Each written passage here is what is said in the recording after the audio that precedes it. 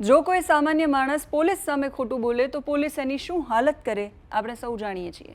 પણ શું થાય જ્યારે એક પાવરફુલ પોલીસ ઇન્સ્પેક્ટર ખુદ દેશની સર્વોચ્ચ અદાલતો સામે સોગંદ ખાઈને પલટી મારી જાય।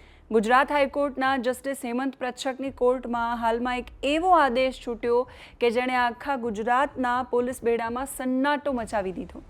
અદાલતની આંખમાં ધૂળ નાખીને ન્યાયિક પ્રક્રિયા સાથે ચેડા કરનાર અમદાવાદના ઓઢવ પોલીસ સ્ટેશનના આ પોલીસ કર્મચારી કોણ છે જેની સામે 24 કલાકમાં સ્ટેટસ રિપોર્ટ આપવાનો અને એફઆઈઆર દાખલ કરવાનો હાઈકોર્ટે હુકમ કર્યો। કાયદાના રક્ષકે કોર્ટરૂમમાં કેવો મોટો ખેલ પાડ્યો આવો સમજીએ આ વિડીયોમાં। નમસ્કાર, આપની સાથે હું સેજલ।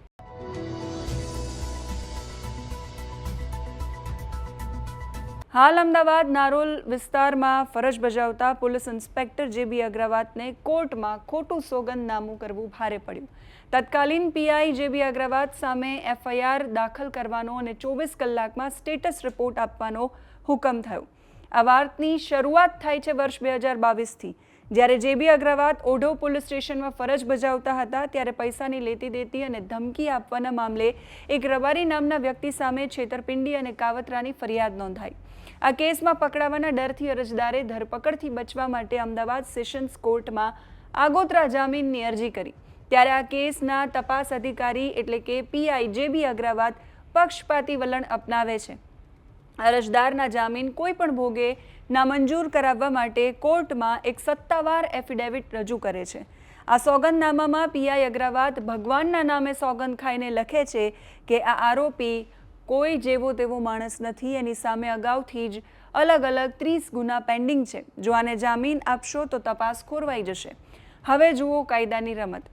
એક ક્લાસ 2 ઓફિસર જ્યારે ઓન ઓથ કોર્ટને લેખિતમાં આપે ત્યારે સ્વાભાવિક છે કે કોર્ટ એના પર ભરોસો કરે। સેશન્સ કોર્ટે આ 30 ગુનાની હિસ્ટ્રી જોઈ અને જામીન રિજેક્ટ કર્યા। આરોપી હાઈકોર્ટ ગયો, ત્યાં પણ પીઆઈએ આ જ પ્રકારનું જૂઠાણું ચલાવ્યું, ત્યાં પણ જામીન ન મળ્યા। જ્યારે આખોય કેસ દેશની સૌથી મોટી અદાલત સુપ્રીમ કોર્ટમાં પહોંચ્યો ત્યારે અસલી રહસ્ય પરથી પડદો ઉંચકાયો। આરોપીના વકીલ કિશન ચકવાવાળાએ કોર્ટ સામે એવા પુરાવા મૂક્યા કે સરકારી પક્ષના પગ નીચેથી જમીન સરકી ગઈ। ખરેખર હકીકત શું હતી?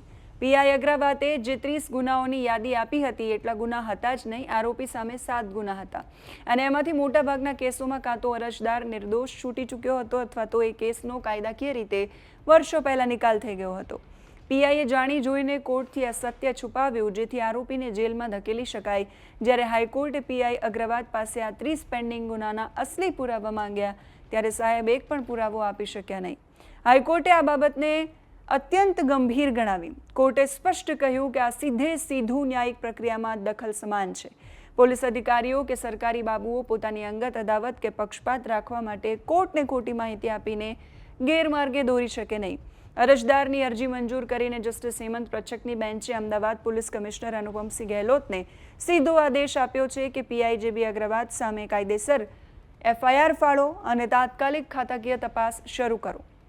ઊંચા સંપર્કો અને સેટિંગ કરવામાં માહેર ગણાતા અગ્રવાલ સાહેબ જ્યારે ઈચ્છે ત્યાં અને જ્યારે ઈચ્છે જ્યાં ઈચ્છે ત્યાં બદલી કરાવી શકે એવું એમના માટે કહેવાય છે। પણ હવે તો ખુદ કાયદાના સકંજામાં ફસાઈ ગયા છે। સામાન્ય રીતે પીઆઈ લેવલના અધિકારીઓ બહુ જ પાવરફુલ હોય છે, પણ કાયદાથી ઉપર કોઈ નથી હોતું એ વાત આ કેસે સાબિત કરી દીધી છે। ખાખી વર્દીનો આવો દુરુપયોગ અને ન્યાયતંત્રની સામે જૂઠું બોલવાની આ હિંમત વિશે તમારું શું માનવું છે? શું આવા અધિકારીઓ સામે માત્ર તપાસ પૂરતી છે કે કડક સજા થવી જોઈએ? તમારા વિચારો નીચે કમેન્ટ બોક્સમાં જરૂરથી લખજો। અત્યારે આ વિડીયોમાં બસ આટલું જ। નમસ્કાર।